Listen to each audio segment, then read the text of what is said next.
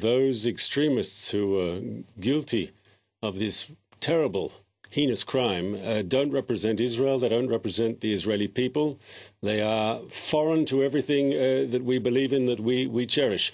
Just a short while ago, my Prime Minister spoke to the father of the murdered teen from East Jerusalem, and he expressed the condolences in his name and in the name of all Israelis.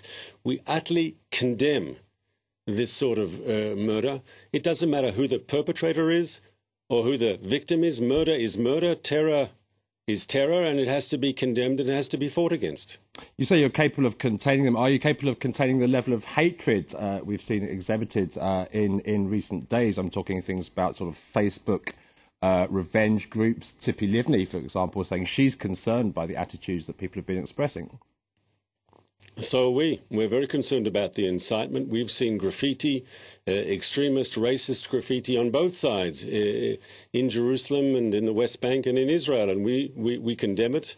And we've asked the law enforcement community to act aggressively to stamp it out. There's no room in our country for hate crimes, for racism, for hatred.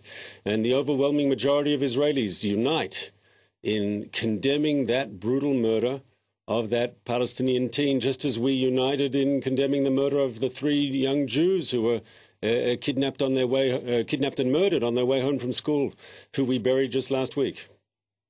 Do you consider the people, the 6 suspects there arrested, to be terrorists? And if so, why were they not under surveillance? Well, the defence minister used that exact word. He called them terrorists.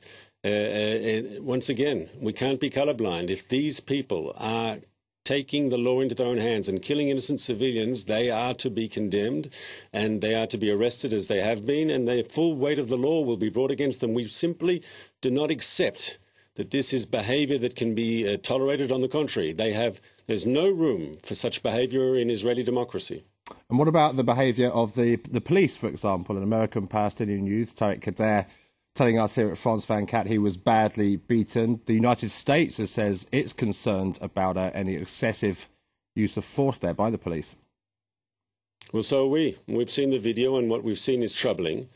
We have initiated an independent external inquiry, not done by the police themselves. It's not the police investigating themselves, but in a separate unit in our Ministry of Justice has initiated an investigation. Look, Israel's a democracy, and in a democracy, the police and the security services have to work within the framework of the law. They're not above the law. That's what makes Israel different from all our neighbours. And if there was wrongdoing by the police, if the investigation does show that the claims made about police brutality, about excessive violence, there will be a price to be paid. We won't stand for it. OK, let's move on to Gaza next. How far are you prepared to go to punish Hamas this time round? It's not about punishing. It's about protecting our people. It's about keeping our border quiet. You know, over the last 24 hours, we've had more than 20 rockets, mortar shells, missiles fired from Gaza into Israel. Over the last 3 weeks, we've had some 150 shootings from Gaza into Israel. And now this has to stop.